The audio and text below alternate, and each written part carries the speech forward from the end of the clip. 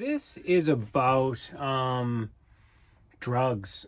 I had somebody recently approach me and ask me to speak to their children about drugs. And then the next day, or something like that, soon I said, hey, like whenever you want this to happen, I'd be more than happy to do it because it's a very important topic. And so, and then it was like that same day, all of a sudden the person in question showed up at a place, and all of a sudden there was this opportunity, and I saw this person, I thought about it, and I just said to them straight up, I said, somebody had come to me and asked me to speak with you about drugs because they see essentially that you have already started on this path. I mean, this person is young, still in school, and they have started smoking weed and started drinking, nothing too serious. Depends on how you look at it, right? But and so there's concerns because I've talked to kids these days just about like what is available, because people are much more aware of certain things because of the internet. There's a lot of, you can find out about all kinds of stuff, and just, I don't know, today's day and age, a lot of things are very easy to find, to get things that are very readily available, and like things that weren't available back in the day, like when I grew up, nobody was didn't know about things like ketamine and MDMA and ayahuasca and peyote. That was just not where we were at in the 90s. But and anyways, the point is just that it's it is a topic of concern. And so it's a funny one, because where do you even start with somebody who is young, who you want to at least make an effort to spare them, to share some information with them that could spare them an amount of needless suffering in their life. And so, the first thing that I tell people is like, with drugs in my life, say in the last 20 years, every single time that I have seen somebody go from doing very well for themselves to very, very bad, it was drugs. Always. I've never seen a case of it just like things fall apart royally, like astronomically fall to bits, where everything just goes, through something else. It's always drugs. There's always drugs and drugs and drugs and drugs involved. And by drug, I mean anything that has a stimulating effect, that your body doesn't need, that you can essentially become reliant on, that you can use as a crutch, or that you can use to try to fill a hole or cover up a hole, whatever that hole might be. I mean, it could be connection. It could be, you're missing, some element of your life that is not, that you're not feeling fulfilled. Maybe you never found a career like other people did, and so you're just kind of bumming from job to job and you can't decide.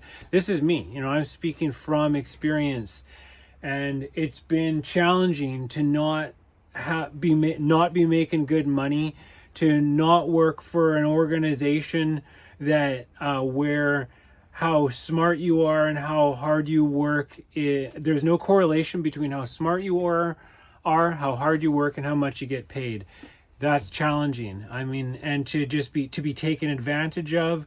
And there's a lot of things, there's reasons, like that's just like career wise. There's things to do with your family where people don't feel appreciated, where they don't feel like they fit in. It could be to do with school. I mean, there's so many ways. It could just be things to do with yourself, personal image. Maybe I don't like my body because of how slender I am, or maybe I'm upset because I'm showing signs of aging, because I have a couple of gray hairs, or because there's a lot of reasons why a person can get upset, have anxiety, and can start compensating for that kind of stuff using plant medicines, things that are plant teachers that are here that can help people to process things. But when you abuse them, I mean, they teach you a lesson that isn't necessarily about abuse. I mean, and sometimes that lesson can be very, it can be very sad. I don't know. Like, yeah, along the long lines of people who have ruined their lives and also people who have died. I've seen more people die in my life due to drug overdoses. Sometimes it's just taking an upper and a downer and something happens and their heart stops and they die. Or whether it's alcohol related, people drinking and they drive off a cliff or something like that. It's a tough one is weed, because it's like nowadays there's this like idea where it's cool, and it's like, so to have this element of something that is cool tied up with something that can create psychosis, like some people, they get I used to get crazy anxiety, and where I would question everything about who I am and what I'm doing when I would smoke weed, and it was brutal. I would get analysis paralysis, and because it releases dopamine too. It's like which is like a reward center kind of thing. So it's like you've done something, but you haven't done anything. And so you get dependent on, like your body craves this thing. It's looking for a release, I do believe. Right. And so, I mean, yeah, it can be a very nasty thing. I mean, I know there's something that I've thought about since talking with these kids. We ended up having this conversation in front of a bunch of people, which I think was healthy, because so aside from me sitting there sharing some of the insights that I have, there was an amount of joking around and playing and stuff like that, and other people chiming in, sharing their 2 cents. And this one kid, he says, he said, I was sharing about how when I was young, I remember we used to eat mushrooms, and before I was into any kind of spiritual stuff, and I remember saying, like, I always felt a little bit different after eating mushrooms. Something would change in me, because I would have this different perspective. I was looking at the world in a different way, and it wasn't a negative thing. I wasn't feeling closed in. I wasn't feeling, frightened or anxiety or whatever. It was hard to put my finger on, but there was something about that medicine when I was a young man that I had overwhelmingly positive experiences on. Now, of course, that's not everybody's case. Some people have what they call bad trips. I mean, that's a topic for another story, right? But this kid, he says something. He says, it was something along these lines. It's where the conversation was going. It was fluid. We're talking about these things and trying not to stick on anything or drive anything too hard, because that's not the way. If you're approaching somebody, it's got to be a little lighthearted, especially if it's a heavy subject, because it goes very deep. I mean, it goes way beyond things like weed and cocaine and I don't know, whatever, right? Heroin, crystal meth. It goes way beyond that to things like food.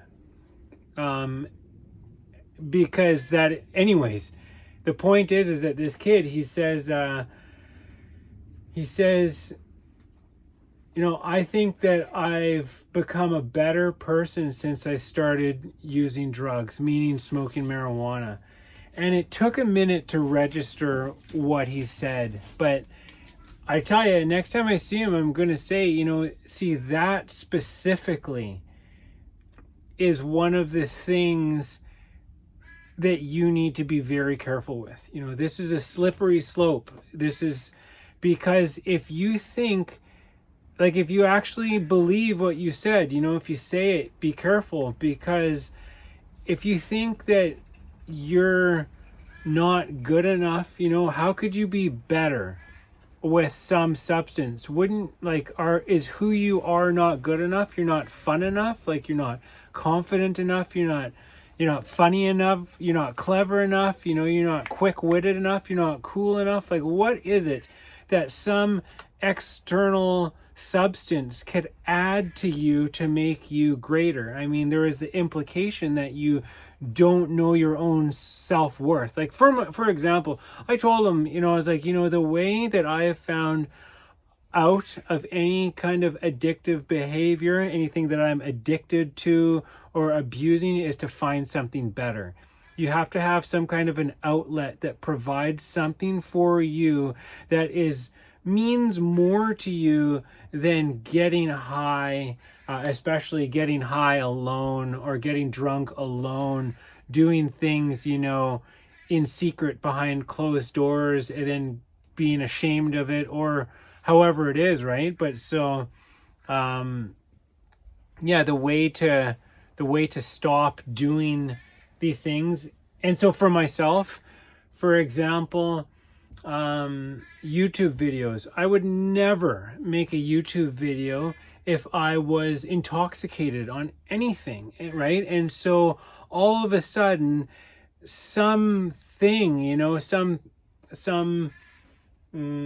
plant medicine, some that people use as a party favor, all of a sudden it starts interfering. It can interfere with something that is more that is more important to you in your life, right? And so then through that, it is possible to, just by, you don't even need to think about it. I mean, the more you get into something that's important, like for me, writing a book, I need to be very sober. I cannot have anything that is unbalanced to my energy, including coffee or chocolate or, I'm not thinking clearly when I have anything that is a stimulant to me inside of my body. And the only way that you can really know that is you have to kind of get clean to start with, or else how would you know what sobriety feels like and how good it can be? Which is funny, because like I hear people who are sober and stuff from alcohol and they complain, and it's like, to me, I've never liked alcohol, really. I do drink on occasion, but it's not something that, I don't like the way that it makes me feel.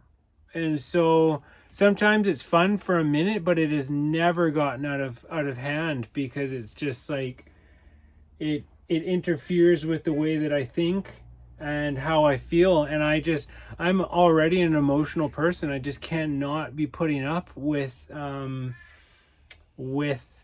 something that tips the scale, the balance into the realm of being too emotional, over emotional, right? I don't need to cry any more than I need to be sad, to be upset, to feel lost, to feel whatever it is, kind of negative emotions, right? And so it's a thing. But of course there's another side to it. So these plant medicines are, one of their gifts is they say that you can work with a plant medicine, and what it does is you may behave differently when you are under the influence of that plant medicine. Okay, it may be something like marijuana. Say you can play the guitar better when you're on marijuana. So that's what you need to learn. That's what it's teaching you, is that you always have that ability within you. It is showing you that you have that in you. So then don't use it as a crutch. You work with a medicine, allow it to show you something, and then to help free you, to help free your mind, but don't let it turn into something that you become dependent on and then you can't function without. I mean, that becomes a problem. Another problem is they say it's like, it's not what you do, it's why you do it and what you do with it is a thing. And also it's like, one of the issues with drugs is doing too much drugs or doing drugs too much. So if you're doing a lot of something, you probably don't need to smoke a joint the size of your thumb every day. Some people do, right? And unfortunately, that's become kind of cool in society, or at least in certain circles, right? And certainly now with it being legal here in Canada and in places in the States, just everybody's smoking it. And it's like, I don't know, to me, it is a bit, I just think about what children see when they look up to adults and everybody's vaping. Like, for myself, it's crazy. I live in a small town. It's like everywhere you go, you're pulling up beside people with light. Everybody's vaping. Who knows if they're vape e-cigarettes or if it's weed or this or that, but it's like just this like smoking culture, right? I mean, and it exists in my family as well. It's a thing that people do. It's a pastime. People get together and they share this kind of thing. So then it becomes about the camaraderie, just as much as it is about the experience itself. But then there's always the aftermath of it, because if you, like, nothing is for free. It's an energy exchange. If you borrow from tomorrow, like they say, if you borrow time, energy, you get your giggles right now, well, you're going to feel it in the morning. You're not going to, if you smoke a big joint right now, you're not going to get up at 2:00 in the morning and meditate and practice yoga or whatever it is that your routine is. And so, for me, that is one of the big things with plant medicine, that it's at the end of the day, it's just not worth it. I mean, there's a time and a place for everything. Don't get me wrong. And what that is for every person, that it's not a conversation for anybody to have with them. It's a conversation that we have to have with ourselves. And we have to be honest about who we are and what we're getting ourselves involved with, and like I said, why we're doing certain things, because it can be very detrimental to your health. I know, like in my yoga course, they showed us what a smoker's lungs look like blown up, and it is disgusting. To be breathing this stuff in, it can really interfere. And there are arguably better things, or it's not about better. That's a terrible way to phrase it. It's not about better or worse. It's just a matter of not letting things get out of control, right? And not becoming reliant on things, not trying to cover that hole. It's like, if you have something in your life that is making you sad, don't turn on the TV, don't smoke some weed, don't play video games, don't zone out, don't shy away from it, don't pretend it's not there.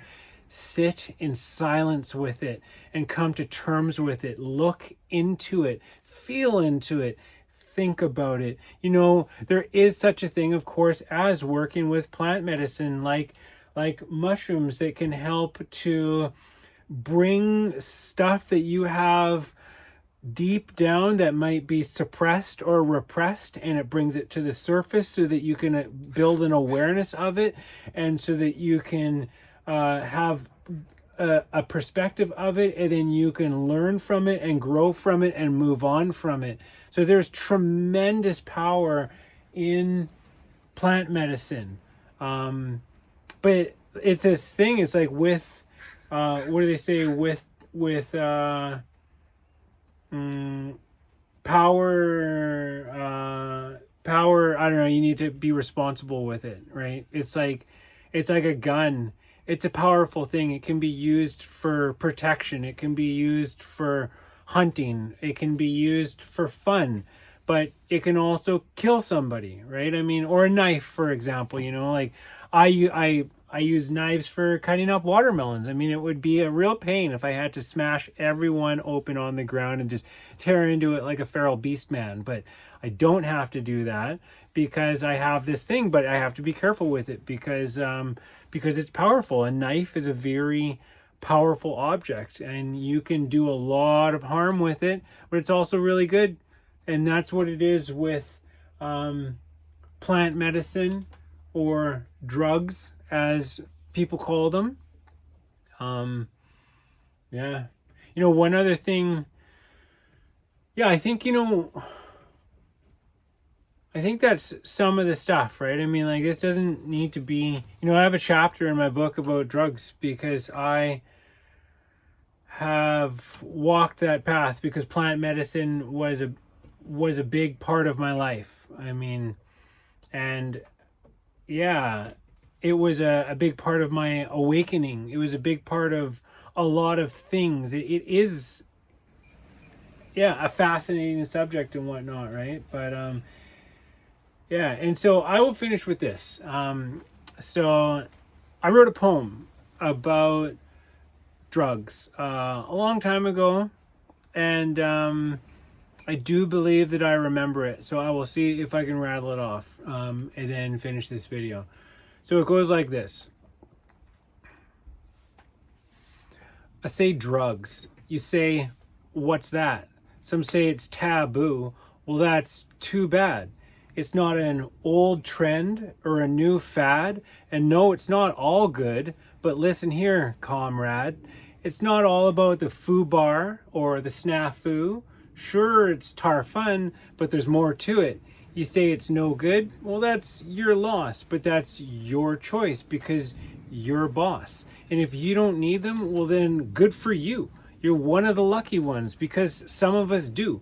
Yeah, that's right. I said it. Some of us need some kind of healing to get us back to the beginning and get in touch with what we're feeling, because this life is not so simple. And sometimes we need a helping hand to bring back smiles with the dimples and help formulate a plan by giving pieces that we're missing. All she asks is that you listen to these songs of higher power. Afflatus orchestrates your christen.